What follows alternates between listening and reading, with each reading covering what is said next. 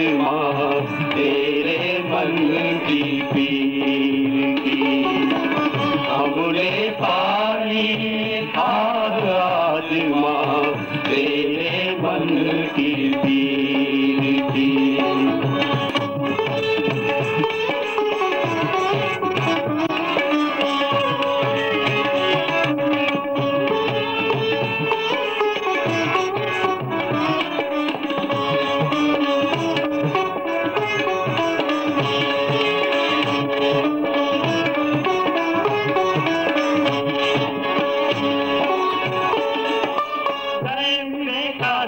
विश्व में इस वासंती वेश में फहराई थी ध्वजा देव संस्कृति की देश विदेश में। गए विवेकानंद विश्व में इस वासंती वेश में फहराई थी ध्वजा देव संस्कृति की देश विदेश में। वह संस्कृति जिसकी सुगंध पर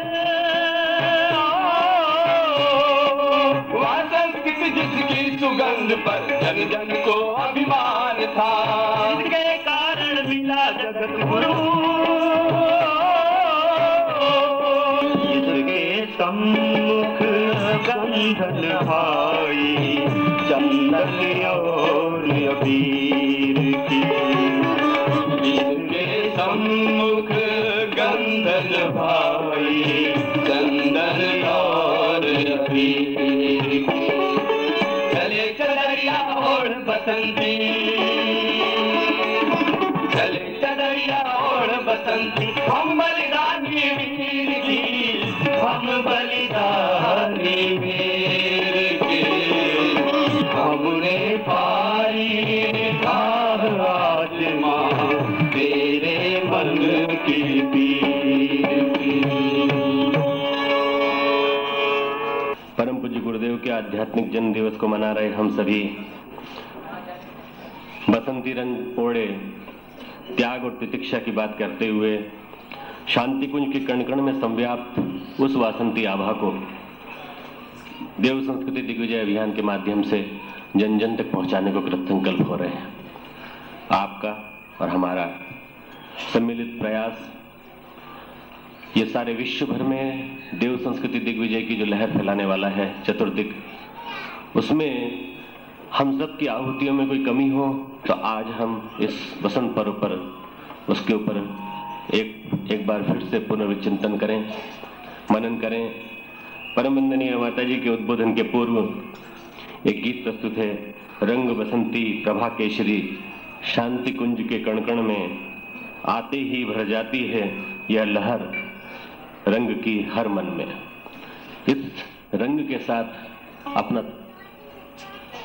अपना हमारा जो सामंजस्य है वो स्थापित करें और इस रंग के साथ सामंजस्य स्थापित करके त्याग और तपस्या का, तितिक्षा का और हमारे जो जीवन समर्पण की जो बात हम सोचते हैं उसके बारे में पुनः चिंतन करके आगे बढ़ने की प्रक्रिया के बारे में विचार करें। सुने गीत।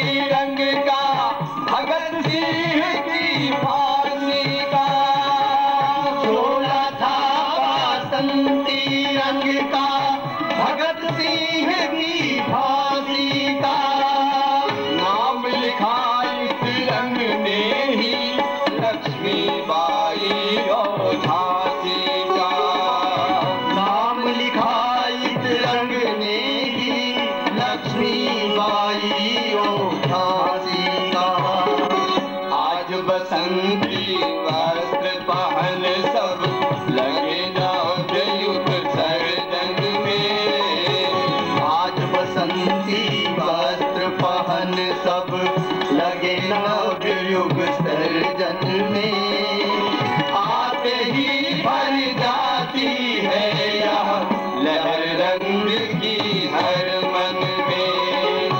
रंग बसंती प्रभा केशरी शांति कुंज के कण कण में, आते ही भर जाती है यह लहर रंग की हर मन में, लहर रंग की हर मन में।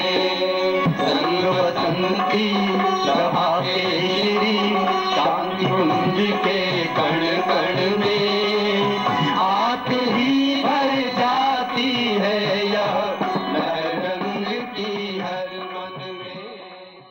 ओम भूर्भुवः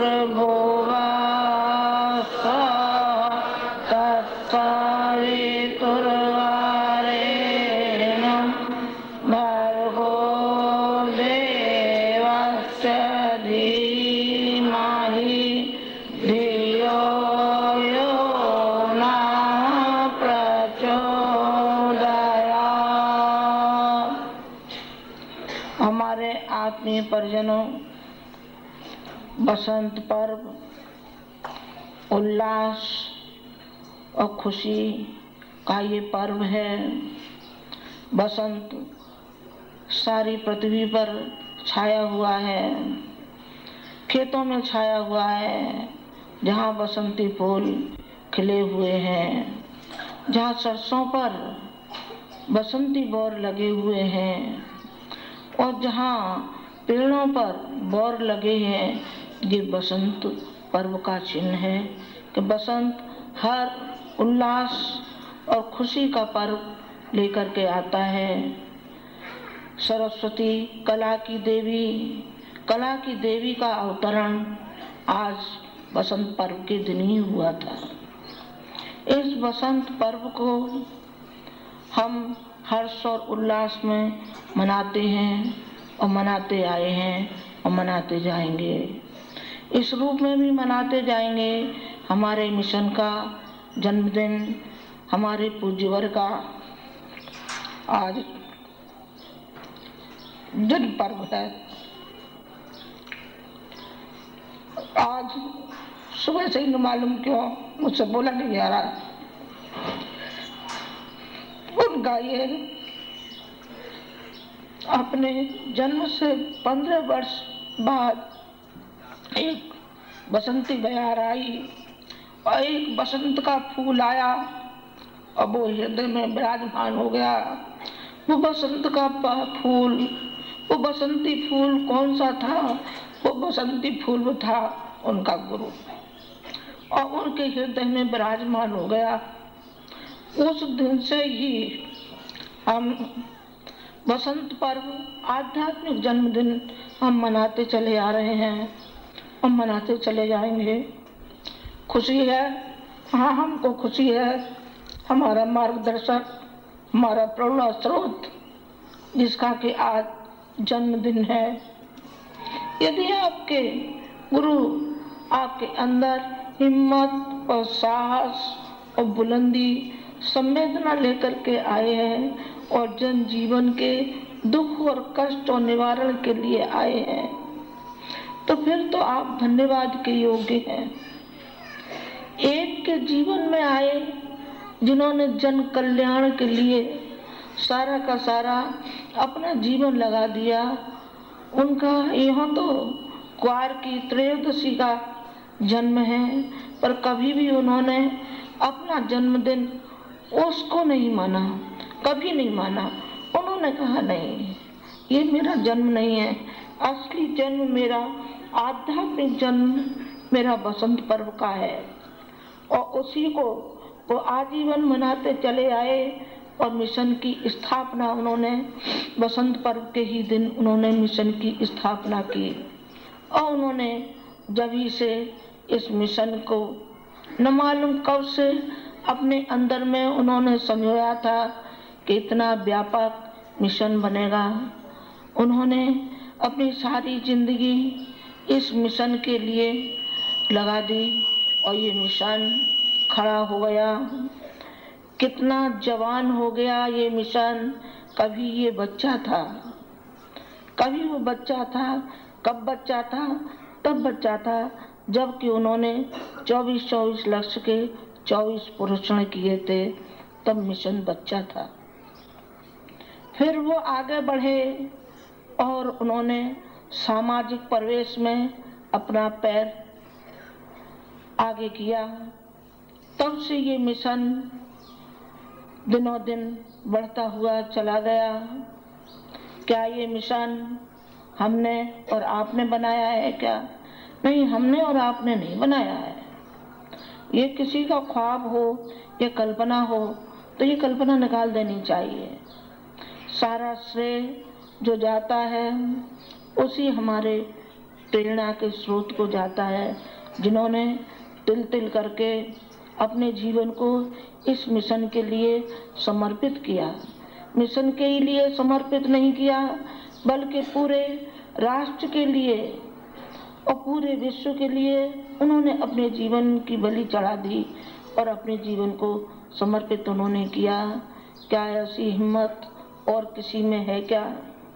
देखने को दिखते तो जरूर हैं, पीले कपड़े पहन करके दिखते हैं, लेकिन मुझे ऐसा मालूम पड़ता है कि मेरे ये नादान बच्चे हैं। ये नादान बच्चे हैं जो ऊपर से तो रंगे हैं, लेकिन भीतर से बसंती चोला नहीं रंगा इन्होंने। भीतर से यदि बसंती चोला रंगा जाए तो वही हुक और वही उमंग, वही उत्साह उनके अंदर आना चाहिए जो गुरुजी के अंदर था। उल्लास और हिम्मत। 80 फूल, 80 साल उनके कितने खुशबूदार। हर एक साल, हर एक पन्ना उनका पलट के देखा जाए तो आप देखेंगे कि हर साल उनका एक नया जीवन, नया उत्साह, नई उमंग, नया संकल्प लेकर के बसंत आता था। उन्होंने कहा कि आज के दिन मेरा गुरु मेरे जीवन में आया और उसी को मैंने सब कुछ अपना भगवान मान करके और मैंने उसी की आज्ञा को श्रद्धार्य किया और जो भी आज्ञा प्रेरणा मिलती हुई चली गई वही प्रेरणा साकार रूप होती हुई चली गई। कहाँ से कहाँ आप देखिए, पुराने उसको इतिहास को खोल के देखिए तो आपको मालूम पड़ेगा गुरुजी कौन थे। और यहाँ तक मंजिल पार करने तक आखिर किस हिम्मत का मुकाबला, किस उन्होंने कठिनाइयों का मुकाबला किया होगा जब ये मिशन आपका ये बना होगा। आपको नहीं मालूम, मुझे मालूम है। मैं उनके साथ रही हूँ, मैं उनमें पूरी तौर से समा गई थी और वो मेरे अंदर, मेरी रग रग में समा गए थे और अभी भी समाये हुए हैं, अभी भी समाये हुए हैं। मैंने उनके जीवन को बहुत निकट से पढ़ा और मैंने देखा कि ये मनुष्य नहीं है, ये तो कोई देवलोक से अवतार है, ये तो भगवान का स्वरूप है जिसके अंदर न लोभ है, न लालच है, न लिप्सा है, न इसके अंदर कोई यश की कामना है। किसी ने फूल चढ़ा दिए तो बहुत अच्छा, किसी ने गाली दे दी तो बहुत अच्छा।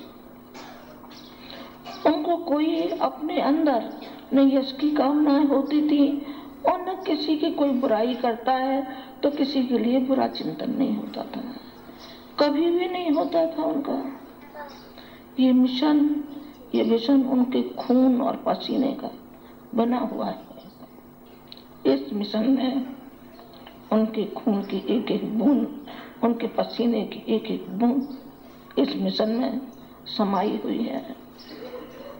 अब आप लोगों का उत्तरदायित्व है कि इस मिशन को सींचने का। हम कब तक बैठे रहेंगे? नहीं बेटे, ज्यादा दिन हमारे भी नहीं होंगे। जहाँ तक मैं समझती हूँ आगे तो भगवान मालिक है, पर हम कब तक बैठे रहेंगे और कब तक आप हमारे कंधों पे खेलते रहेंगे? आप कंधों से नीचे उतरिए और आप हमको अब कंधा दीजिए बूढ़े माँ बाप हो जाते हैं तो संतान उनको कंधा देती है, आप हमारी संतान हैं, आप हमारे बेटियां हैं, आप हमारे बेटे हैं, तो अब तो हमारी बारी है कि हम आपके कंधे का सहारा लें। अब हमारी उम्र और आपकी उम्र ये नहीं है कि हम आपको झुंझुना पकड़ा दें और आप झुंझुना को ही सब कुछ समझने लगें, आप गुब्बारे को ही सब कुछ समझने लगें कि गुब्बारा छोटे बच्चे को दे दिया जाता है और छोटा बच्चा उसी में मग्न रहने लगता है। आपको माला थमा दी, आपने माला को ही सब कुछ समझ लिया। ऐसा नहीं, अपने जीवन का परिशोधन भी कीजिए। जो आपको किस रास्ते पर जाना है उस रास्ते को भी आप चुनिए।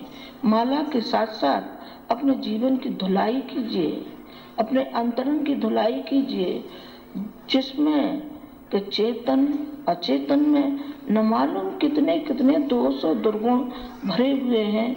इन दोष और दुर्गुणों को हम निकालते हुए चले जाएं, ये आपको सोचना है, आपको समझना है और आपको ये भी समझना है कि हमारा पिता, हमारा गुरु जो उत्तरदायित्व तो हमारे कंधे पर सौंप करके गए हैं, उनको हम भली प्रकार से इसको निभाते हुए चले जाएं।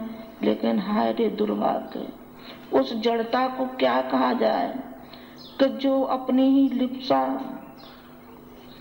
अपना ही मोह, अपने में ही मग्न रहता है, माँ मोह के चक्कर में ऐसा पड़ा है कि उसे न मिशन दिखाई पड़ता है और न ये राष्ट्र दिखाई पड़ता है, न समाज दिखाई पड़ता है, उसे कुछ दिखाई नहीं पड़ता है। हृणाक्ष की तरीके से उसे सिवाय सोने सोने के अलावा और कुछ दिखाई नहीं पड़ रहा है, सिवाय अपने बीवी बच्चे कमाई, इसके अलावा उसको दूरगामी परिणामों पर कोई विचार, कोई चिंतन उसका आता नहीं है। अब ये समय आ गया है कि हमको सोचना चाहिए, समझना चाहिए कि आगे हमको क्या क्या काम करने हैं। जाने अश्वमेध हो गए हैं, वहाँ भी क्रियाकलाप चलते रहने चाहिए। ये नहीं हो कि अश्वमेध तो हो गए, ये भी गुरु जी की प्रेरणा से ही हो रहे हैं। आप ये मन समझिए किसी व्यक्ति विशेष के है, किसी व्यक्ति विशेष के नहीं है। किसी व्यक्ति विशेष के हों तो अब करके दिखा देना, वो व्यक्ति विशेष के नहीं है। वो तो एक झोंका आता है और एक समय आता है, एक समय आता है, उस समय के अनुसार ही चलते चलते जिस तरीके से हवा आती है, पत्ते भी उड़ते हैं और डंठले भी उड़ते हैं, कागज भी उड़ते चले जाते, उड़ते हुए चले जाते हैं। उस हवा में, उस झोंके में जो ताकत थी और जो शक्ति थी, उस शक्ति का सारा श्रेय उस शक्ति को जाता है, व्यक्ति को नहीं जाता है। व्यक्ति ने कभी ये सोचा कि श्रेय हमारे लिए है, हमने ये किया, हमने वो किया, हम आ गए और ये मारा, वो पछाड़ा और ये किया वो किया। इसमें तो सिवाय अहंकार के और कुछ नहीं बोलता है।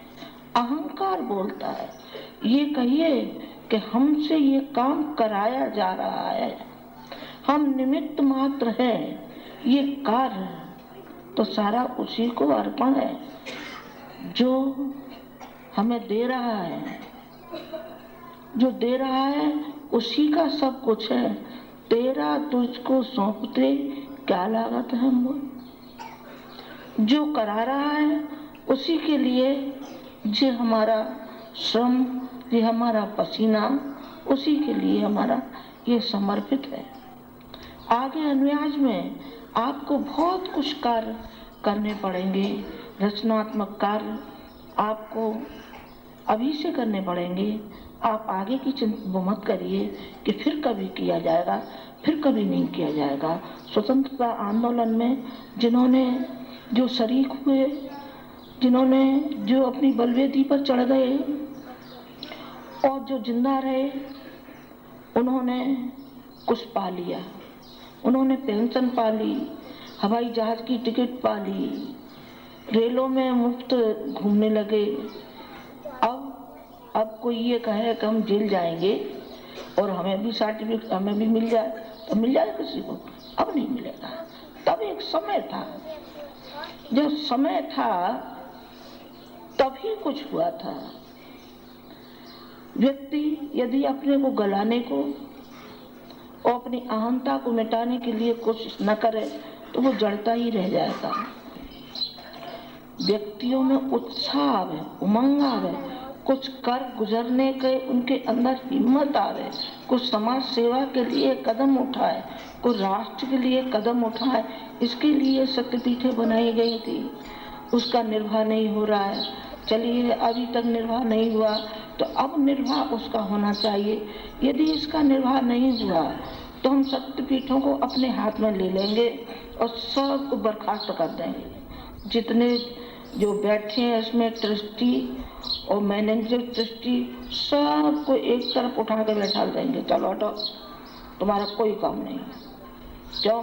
इसलिए नहीं कि तुम ध्यान नहीं देते हो, तुम आते नहीं हो। झाड़ू पोछा भी दूसरा लगाता है, आरती भी दूसरा करता है, यज्ञ भी दूसरा करता है, तो बाबा तुम क्या करते हो? 5-7 जने हो, तुम किस मतलब की दवा? तुम तो खाली अपने व्यापार में अपनी नौकरी में लगे हुए हो। दूसरा ही करेगा तो दूसरा ही तुम्हारे हिस्से के खा लेगा। तुम भोजन क्यों करते हो?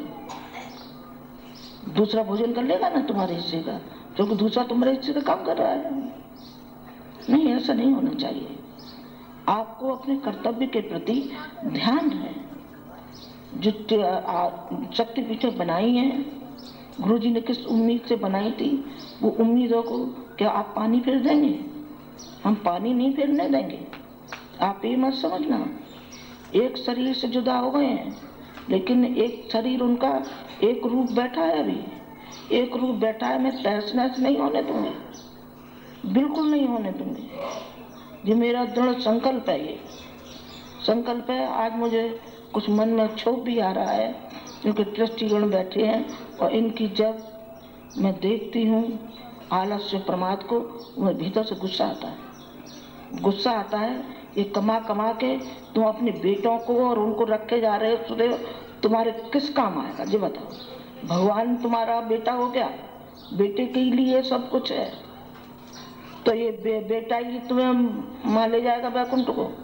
तुम्हारी करनी जैसी होगी वैसा ही आप भरेंगे, ये देख लेना। वही आपको भरनी होगी, जैसा करेंगे वैसा भरेंगे। अच्छा करेंगे अच्छा आप पाएंगे, अच्छा बोएंगे तो अच्छा काटेंगे। भगवान की खेती है, और भगवान की खेती में हम ज्वार बोएंगे ज्वार पाएंगे, गेहूं बोएंगे गेहूं पाएंगे, मक्का बोएंगे मक्का पाएंगे, बाजरा बोएंगे हम बाजरा पाएंगे। ये तो खेती है, खेती में जैसा हम बोएंगे वैसा काटेंगे। और भगवान की खेती, भगवान की खेती में तो रोज बो और रोज काटो उसे, तो रोज काटो, तब भी वो झोली खाली नहीं होती है। आपने भगवान के स्वाद को चखा कमाया, आपने गुरु तो एक हाड़ मास के गुरु का समझ लिया और पांव छू लिया और बस दीक्षा ले ली, बस हो गए धन्य। अरे इससे नहीं होता कुछ भी, इसे तो कोई भी ले लेगा। जब मैं आई गई तो एक उदाहरण दे भी दूंगी, कहेंगे माता जी आज उदासीन ही बात कर रही हैं, तो थोड़ा सा विनोद भी तुम्हारा कर दूं कि एक सेठ जी थे, वो कभी दीक्षा का तो नाम ही नहीं सिवाय बेईमानी के। तो उनकी जो पत्नी थी वो कहती रहती थी कि ये बताओ सारी जिंदगी आपने यूं ही गंवा दी, कभी कोई गुरु भी बनाया आपने? उन्होंने कहा किसके लिए गुरु बनाया जाए, क्यों बनाया जाए? हमें तो अपने स्वार्थ की पूर्ति करनी है, तो स्वार्थ की पूर्ति करनी है तो गुरु हमें क्या देगा? उन्होंने कहा आप नहीं जानते गुरु की सत्ता को, गुरु की शक्ति को? उन्होंने कहा कि नहीं जानता। फिर उसकी अकल में आ गया कि हाँ तू ठीक कह रही है, तू ठीक कह रही है। आज मैं दीक्षा लेकर के आता हूँ, आज बसंत पर्व भी है और माता जी बसंत पर्व का कुछ उल्लेख भी कर रही हैं, आज जरूर ले लेनी चाहिए। दीक्षा ले ली, दीक्षा ले ली और दीक्षा लेकर के घर पहुंचा। उन्होंने कहा कि देखो आज मैं दीक्षा ले आया हूँ। उन्होंने कहा तुम दीक्षा का अर्थ समझते हो? तुम क्या दीक्षा जानते हो? उन्होंने कहा वाह मैं दीक्षा नहीं जानता, तू देख ले रुद्राक्ष मेरे गले में है कि नहीं है। उन्होंने कहा ये तो मुझे दिख रहा है, तब इसका मायने मतलब बताओ। उन्होंने कहा कि देख, मैंने जो दीक्षा ली है अपने स्वार्थ के लिए ली है।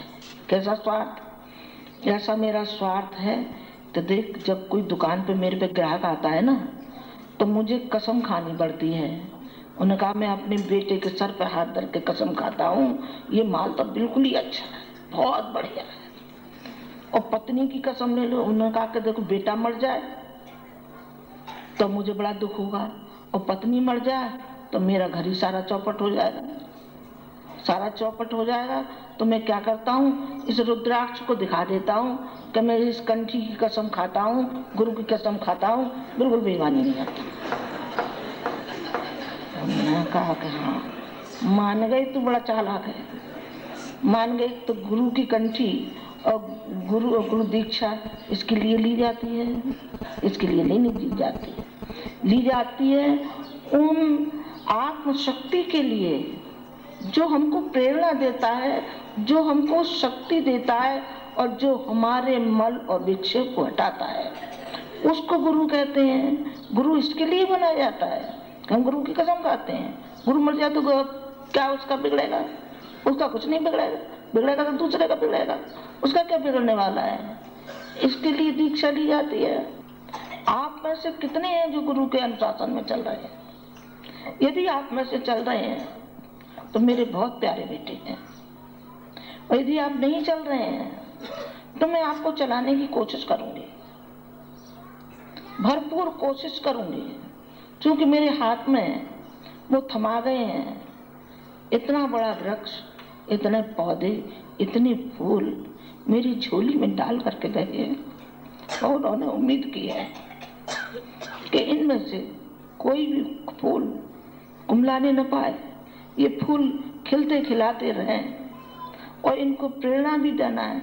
यही नहीं कि प्यार किया तो ये बिगड़ जाएंगे, केवल प्यार ही प्यार नहीं, अनुशासन भी इनके ऊपर पक्का रखना। मैं बेटा अनुशासन भी रखूंगी आपके ऊपर, और प्यार भी मैं जी जान से दूंगी। मैं प्यार का सागर हूँ, जो मैंने जीवन में पाया वही मैंने लुटाया, और मेरे पास कुछ नहीं है। धन दौलत है नहीं बेटा, धन दौलत बिल्कुल नहीं। तो क्या है आपके पास?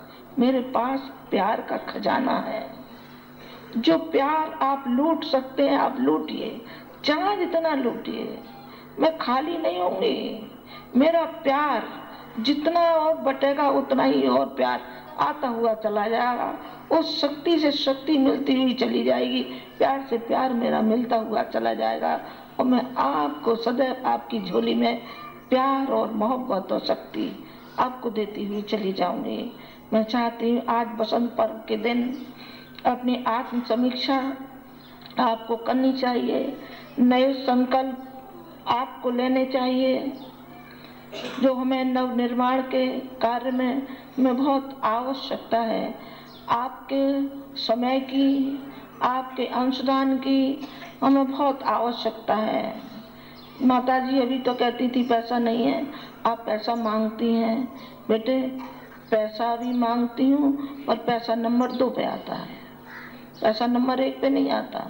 नंबर 1 पे आती है आपकी भावना, आपकी श्रद्धा, आपकी कार्य प्रणाली जो हम चाहते हैं। उस कार्य प्रणाली के लिए हम आपकी श्रद्धा चाहते हैं, आपकी भावनाएं चाहते हैं, और पैसा भी चाहते हैं। अपने लिए नहीं, अपने लिए नहीं, अपने लिए हम कभी भी आपसे मांगे तो आप हमको 100 बार धिक्कारना। मैं तो उस पवित्र आत्मा की और उस महान देवता की और उस भगवान की पत्नी हूँ जो कभी किसी के सामने हाथ नहीं फैलाया। मैं क्यों हाथ फैलाने लगी? मैं भी नहीं फैलाऊंगी।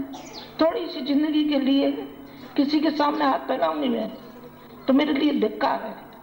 मैं हाथ नहीं फैलाने वाली, लेकिन मिशन के लिए मुझे कोई लाज भी नहीं।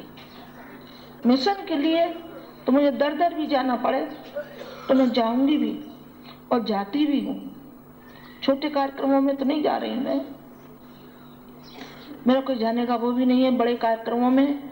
अब मेरा उतना शरीर थोड़ी काम करता है, पर मैं इस शरीर को भी जैसा भी है वैसे मैं ले जा करके बैठ जाती हूँ सबके बीच में, क्योंकि मैं अपने बच्चों को देखने के लिए, इनको प्रेरित करने के लिए, इनको शक्ति के लिए आई हूँ। और मुझे जरूरत पड़ी, मेरे बच्चे कायर निकले और करने बुज़दिल निकले, तो मैं छोटे कार्यक्रमों में भी आना शुरू कर दूंगी, मुझे कुछ नहीं लगता। पर मुझे यहाँ का ख्याल रहता है कि शांति कुंज जब तक हूँ तब तक तो कम से कम मैं बैठी रहूं, इसको भी देखभाल करती रहूं। यहाँ भी मेरे बच्चे हैं, इसलिए मैं छोटे कार्यक्रमों में मैं नहीं जाती हूँ। मेरी फिर खींचातानी ऐसी हो जाएगी कि बस एक दिन भी मैं यहाँ नहीं रह पाऊंगी। इसलिए मैंने अंकुश लगा रखा है, तो मैं छोटे कार्यक्रमों में नहीं जाती, असीमित कार्यक्रमों में जाती हूँ, बड़े कार्यक्रमों में जाती हूँ। पर यदि मुझे ऐसा लगा कि मेरे बच्चे आलसी और प्रमादी हैं, तो मैं हर घर को खटखटाती हुई जाऊंगी, हर घर की कुंडी खटखटाती हुई जाऊंगी। जिस तरीके से आपको मालूम नहीं है गुरुजी ने किन किन परिस्थितियों का मुकाबला किया है। अपने कंधे पे बिस्तर रख करके चलते थे, 3rd क्लास में चलते थे। जब वहां से उतरते थे और जयकारे हुए लगाते हुए व्यक्ति आते थे हजारों की तादाद में, तब व्यक्ति समझ पाते थे कि ये कौन है। आज हम तो सफर करते हैं हवाई जहाजों में, ये तो घुटने काम नहीं करते हैं। नहीं, मुझे इतना अपने मन में दर्द होता है कि जो एक एक नए पैसे को हिफाजत से रखना और एक एक पैसे को और 10-10 रुपए से तोलना, उन्होंने अपने ऊपर फिजूल खर्ची, एक नया पैसा उन्होंने फिजूल खर्ची नहीं की, और हम उसमें सफर करते हैं। अब क्या करें, समय की बात है और घुटने भी साथ नहीं देते, इसलिए हमें जाना पड़ता है। नहीं, मैं कभी भी नहीं जाऊं, मेरा मन इतना कचोटता है कि आपको मालूम नहीं कितना कचोटता है। जितना मैं सफर करती हूँ उससे ज्यादा मेरी जीवात्मा कचोटती है, मेरी जीवात्मा कचोटती है, पर मजबूर होकर के मुझे जाना पड़ता है। उन्होंने किन किन परिस्थितियों का सामना किया, किन किनों की गाली नहीं खाई उन्होंने। इस आध्यात्मिक जीवन के लिए उन्होंने आर्य समाज की गाली खाई, सनातनियों की गाली खाई। सनातनियों की इसलिए खाई कि हम सबको लेकर के साथ चलते हैं, वसुदेव कुटुंब की भावना है हमारी। और आर्य समाज यो नाराज की मूर्ति पूजक, ये तो मूर्ति की पूजा करते हैं। अच्छा, तो तुम किसकी पूजा करते हो, बताना तो सही जरा। ओम को मानते हो कि नहीं मानते हो? सूर्य को मानते हो कि नहीं मानते हो? दयानंद को मानते हो कि नहीं मानते हो? तो ये क्या बात हो गई, ये कौन सी हुई? ये भी तो वही हुई जो हम कर रहे हैं। हम कौन सा काम नहीं कर रहे हैं बताइए? हम वो काम कर रहे हैं जो आर्य समाज और सनातनी नहीं कर सके। वो उन गुरुजी ने किया, वो सारे आर्य समाजी नहीं कर सके, वो सारे सनातनी नहीं कर सके। वो काम उन्होंने किया। कैसी जद्दोजहद उन्होंने अपनी जिंदगी में सही होगी, जरा कल्पना कीजिए। जो हरिजन महिला की सेवा की थी, घर से बाहर निकाल दिए गए। कांग्रेस आंदोलन में काम किया तो माँ ने कमरे में बंद कर दिया और लैट्रिन का बहाना लगाया। जो शाम हो गई तब उन्होंने कहा, ताई अब तो निकाल दो, अब तो मुझे नहीं कहीं जाना ना, अब तो रात हो गई है। उन्होंने खोल दिया और बदन पे कपड़े नहीं थे, बनियान पहने हुए थे और अंडरवियर पहने हुए थे। बस उसी वेश में वो आंवल खेड़ा से और आगरा जहाँ के कांग्रेस छावनी थी वहां जा पहुंचे। कितना उन्होंने सहा होगा इस देश के लिए, कितने कोड़े खाए होंगे उन्होंने अपने बदन पर इस राष्ट्र के लिए और इस समाज के लिए। कितना पीड़ा और पतन के लिए उन्होंने अपना जीवन लगाया होगा। ये कल्पना की है आपने? नहीं, कल्पना नहीं की है आपने। कल्पना कीजिए ताकि आपके अंदर भी वो दर्द पैदा हो जो गुरुजी के अंदर दर्द पैदा था, जो दर्द वो अपने हृदय में लेकर के भी चले गए और दर्द में शरीक भी हुए, जिनकी कष्ट और कठिनाइयों को उबारते हुए भी चले गए और उनको विश्वास दिलाते भी चले गए कि मैं चाहे नहीं हूँ लेकिन सूक्ष्म और कारण शरीर में मैं व्याप्त हूँ। आपके हर कष्ट कठिनाई का मैं उतना ही ध्यान रखूंगा जितना मैं शरीर से रखता था। शरीर की मेरी आवश्यकताएं थी, इसलिए मैंने शरीर को छोड़ना ठीक समझा। उन्होंने जानबूझ के छोड़ा, बीमार थे नहीं, बीमार नहीं थे वो, उन्होंने जानबूझ के छोड़ा। उन्होंने पहले से कहा, पहले से बताते हुए चले गए कि मुझे जाना है। मेरी हिम्मत को भंगाते हुए चले गए कि तुम हिम्मत रखना, तुम बुज़दिल मत होना। क्योंकि मैं भावुक ज्यादा थी, अभी भी भावुक हूँ, कि 5 साल पूर्व 4 साल तो उनको हो जाएंगे, उससे 4-5 साल पहले से ही मुझे ये हिम्मत दिलाते हुए चले गए कि तुम मेरी बात सुनो, तुम्हें सुननी पड़ेगी। मैंने कहा क्यों, मैं क्यों सुनूं, मुझसे नहीं सुना जाता। आपका विक्षोभ मैं सह नहीं सकूंगी, लेकिन उन्होंने कहा नहीं, तुम्हें सहना पड़ेगा और सुनना पड़ेगा। इस मिशन के लिए जिस तरीके से शारदा मणि ने संभाला था 30 साल तक, और तुम्हें भी ये मिशन संभालना पड़ेगा, संजोना पड़ेगा, बढ़ाना पड़ेगा। ये मैंने पौधा लगाया है, इस पौधे को तुम नष्ट नहीं होने दोगी, तुम शपथ लो। मैंने आखिर दिन यही शपथ ली। मैंने कहा मेरे देवता, मेरे भगवान, मैं आपसे शक्ति ही चाहती हूँ, मनोबल ही चाहती हूँ, ताकि मनोबल के सहारे मैं अपने परिवार को, जो इतना विशाल मेरा परिवार है, इतने मेरे बच्चे हैं और बच्चियां हैं, बेटे और बेटियां हैं, उनको मैं आपके बिछोह को वो सह लें, मैं सह लूंगी तो वो भी सह लेंगे, और मैं मुरझाऊंगी तो वो भी मुरझा जाएंगे। मैं आज के दिन चाहती नहीं थी कि मेरी आंखों में पानी आवे। आज तो खुशी का पर्व है, उल्लास का पर्व है, उनका जन्मदिन है, पर बेटा मैं क्या करूं, मजबूर हूं। कल से जो मेरी हालत हो रही है मैं ही जानती, पर क्या मेरी हालत को आप नहीं जानेंगे क्या? आपको जानना चाहिए। ऐसे लड़कों ने एक गीत गाया था, क्या गीत तक ही सीमित हो जाएंगे क्या? कि माँ का दुख दर्द हमने आज जान लिया। आज जाना है तुमने, 4 साल से नहीं जाना था क्या? नहीं जाना था तो आज जान लो। आज तुम जान लो कि इस मिशन के लिए आप उसी तरीके से चलेंगे जिस तरीके से आपका गुरु। इस मिशन के लिए उन्होंने तिल तिल अपने को गला दिया और अपने को समाप्त कर दिया। इसके लिए आपको समाप्ति के लिए तो नहीं कहा जा रहा है, लेकिन आपको मिशन के लिए कहा जा रहा है कि आप इस मिशन को दिनों दिन बढ़ाते हुए चले जाएंगे, कदम से कदम मिलाते हुए चले जाएंगे। आप बहनों को भी ऊंचा उठाएंगे। आप स्वयं ही जितने हैं उतने नहीं रहेंगे, बल्कि आप ऊंचे उठते हुए आपका मनोबल, आप आगे आगे की पंक्ति में चलेंगे। मुझे बहुत खुशी होगी कि मेरे बालक हिम्मत वाले हैं, साहस वाले हैं, बुज़दिल नहीं है, कायर नहीं है। ये बकरी के बच्चे नहीं है, ये तो शेर के बच्चे हैं। ये तो एक संत की संतान है, ये ऋषि की संतान है और उस महापुरुष की संतान है। वो संतान है मेरी, मुझे गर्व होगा। आप हमारे पद चिन्हों पर चलना बेटा।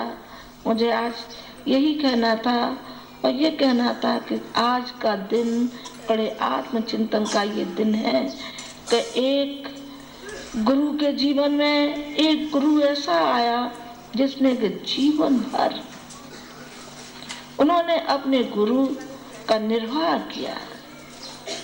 आप अपने कष्ट कठिनाइयों में उतने लिप्त मत रहना।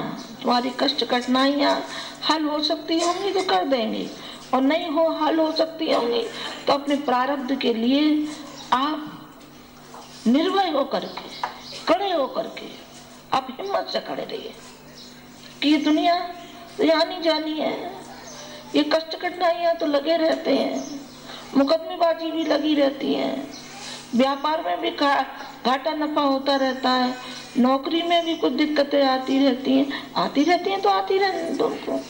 वो आएंगी, अपने तरीके से आएंगी और हम अपनी तरीके से चलेंगे। आप अपनी तरीके से चलना, आप कष्ट कठिनाइयों की ओर मत देखना। आपके कष्ट कठिनाइयां तो हमारी अपनी कष्ट कठिनाइयां हैं। जब गुरुजी ने आपको उबारा था तो हम नहीं आपको कर रहे हैं। अब तो माँ भी और पिता भी, मैं दोनों हूँ ना, तुम्हारी दोनों हूँ, तुम्हें ध्यान रखूंगी, और वो भी परोक्ष रूप से तो आपका सबका ध्यान रखे ही हुए है। मुझे आज के दिन आपसे यही उम्मीद करनी थी कि आप जिस तरीके से बसंत सारे में लहलाता हुआ चला जाता है, आपकी नस नाड़ियों में, आपके हृदय में भी ये बसंत बयार ऐसी आनी चाहिए जिस तरीके से बसंती फूल खिलते हुए चले जाते हैं और सारे में बसंती बसंत हो जाता है। आपके हृदय में भी भगवान करे ऐसा ही बसंत आता हुआ चला जाए, मुस्कुराते हुए, हंसते हंसाते हुए, और अपने कार्य के लिए शपथ लेते हुए, मिशन के लिए संकल्प लेते हुए आप जाएं। मुझे बहुत खुशी होगी। इन्हीं शब्दों के साथ मैं अपनी बात समाप्त करती हूँ। ओम शांति।